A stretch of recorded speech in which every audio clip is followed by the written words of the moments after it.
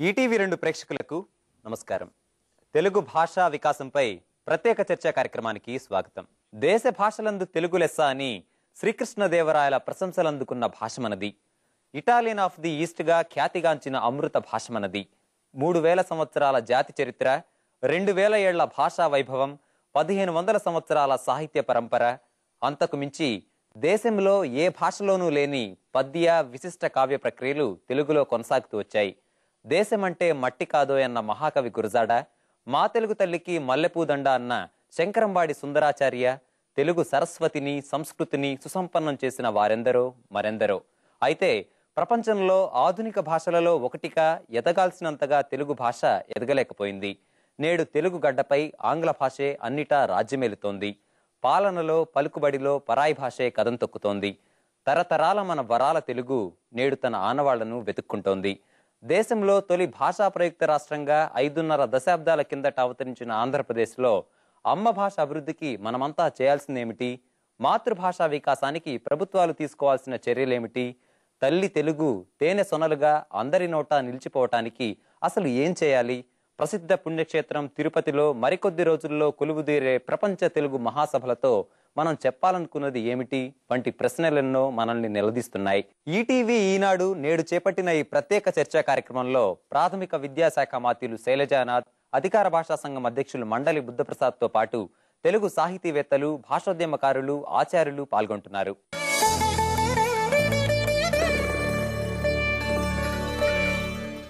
మంజులత గారు, భిన్న పలుకుబడుల సమాహారం మన తెలుగు, భిన్న మాండలికాల సమాహారం మన తెలుగు. మరి ఈరోజు తెలుగు భాష వాడుక ఎట్లా ఉందంటారు? ప్రజల్లో తెలుగు భాష వాడుకపై మీరేమంటారు? సంప్రదాయ పండితులు ఎవరు అంటే అప్పుడు ఒక వర్గం వారు ఉండేవారు. ఆ వర్గం వారి ఇళ్లలో తెలుగు ఏనాడు చదవలే. తెలుగు చదవడం అనేది చిన్నతనంగా ఉండేది. సంస్కృతమే చదివించేవారు. వారి తండ్రి గారికి భయపడి వీరు తెలుగు వేరే చోట నేర్చుకున్నారు. శ్రీపాద సుబ్రహ్మణ్య శాస్త్రి గారు, నేను స్త్రీలు మాట్లాడుతుంటే నేను తెలుగు మీద నాకు మక్కువ కలిగిందని చెప్పారు.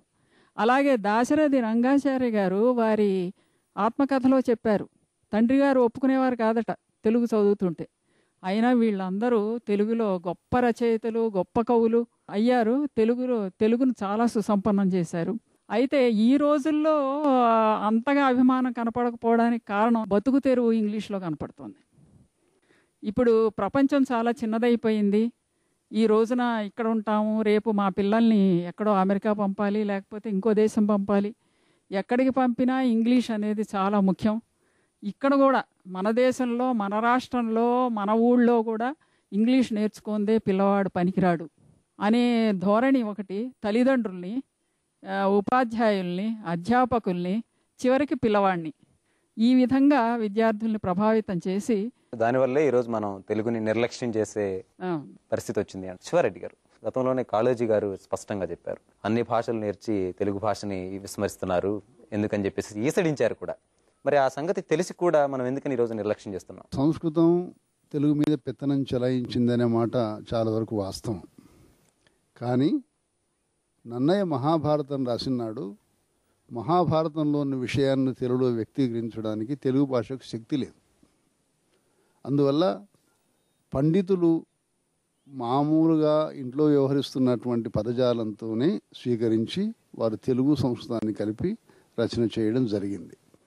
సంస్కృతం ఆధిపత్యం ఒక తెలుగు మీదనే కాదు, భారతదేశంలోని ఇంచుమించు అన్ని భాషల మీద కూడా ఉంది. ఏ దేశ భాష కానీ అస్థిపంజరం లాంటివి. వాటి ఖండపుష్టి కావాలంటే సంస్కృత పదజాలం తప్పదు. ఆ సంస్కృత పదజాలం అనేది పాండిత్యం మేరకు వెళ్ళకూడదు, కానీ జనానికి అర్థమయ్యేటటువంటి స్థాయిలోనే ఉండాలి. ఇప్పుడు అన్నం అంటున్నామండి, అన్నానికి బదులు ఇప్పుడు తెలుగులో ఏమన్నాం? ఆరోగ్యం అంటున్నాం, దానికి తెలుగు ఏమన్నాం? మామూలు పుస్తకం అంటున్నాం, దానికి తెలుగు ఏమన్నాం? అన్న ఆ పదాలు శ్రావ్యంగా ఉంటాయా? కాబట్టి మనం సాధ్యమైనంత వరకు ఒకానొక కాలంలో, ఒకానొక యుగంలో సంస్కృతం చేసిన పెత్తనాన్ని ప్రస్తుతం ఈసడించే ప్రయోజనం లేదు. చిన్నేశ్వరి మనందరి మీద బలవంతంగా వ్యాకరణం రుద్దినా అది కావ్య భాషను సంస్కరించడానికి పనికొచ్చింది. కానీ తర్వాత వచ్చిన వాళ్ళంతా అది ఈ సమాజానికి ఉపయోగకరం కాదని ఆధునిక భాషను, సలక్షణమైన భాషను, వ్యావహారిక ఉద్యమంలో ఉండేటువంటి భాషను గిడుగు రామ్మూర్తి పంతులు గారు వ్యావహారిక భాషకు ఆయన ఒక లక్షణం చెప్పాడు. నిజమైన వ్యావహారిక భాషలో రాసి సమాజాన్ని సంస్కరించడానికి అవకాశం ఉంది నిరూపించి భాషలోని నుడికారాన్ని వదలకుండా చెప్పిన మహానుభావుడు గురజాడ అప్పారావు గారు. ఆ కృషి ఈరోజు ఎందుకు కొనసాగలేకపోతుంది? ఎక్కడ లోపం వస్తుంది?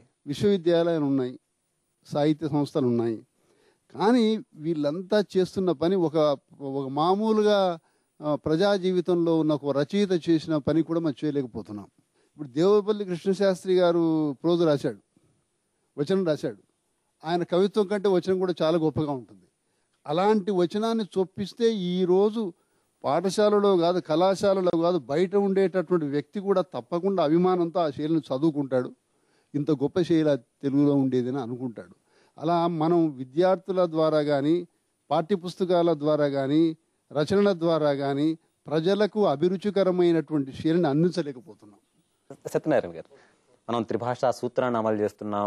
ప్రతి భాషని నేర్చుకోండి, ఇటు హిందీ, ఇంగ్లీషు, తెలుగు తప్పనిసరిగా నేర్చుకోవాలని చెప్పి పాఠశాలలో చెప్తున్నాం. వాస్తవానికి వచ్చేటప్పటికి మాత్రం కేజీ నుంచి పీజీకి వచ్చే సమయానికి పట్టుమని 10 తెలుగు అక్షరాలు రాకుండానే విద్యాభ్యాసం ముగిసిపోతున్నటువంటి పరిస్థితి ఈరోజు ఉంది.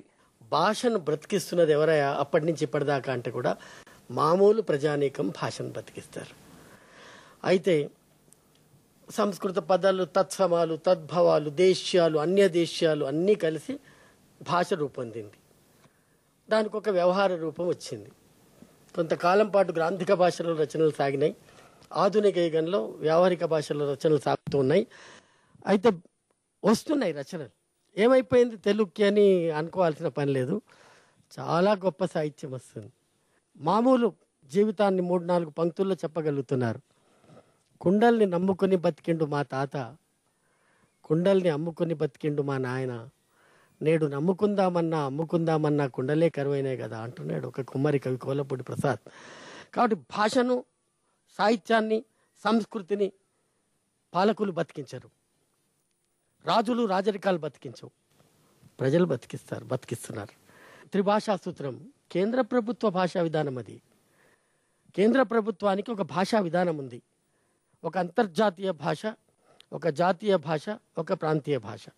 కాబట్టి సెంట్రల్ స్కూల్స్లో సిబిఎస్ఈ కానీ ఐసిఎస్సి సిలబస్లలో ఇంగ్లీష్, హిందీ, తెలుగు అన్న 3 భాషల్ని వాళ్ళు లాంగ్వేజ్ పాలసీ కింద నేర్పిస్తారు.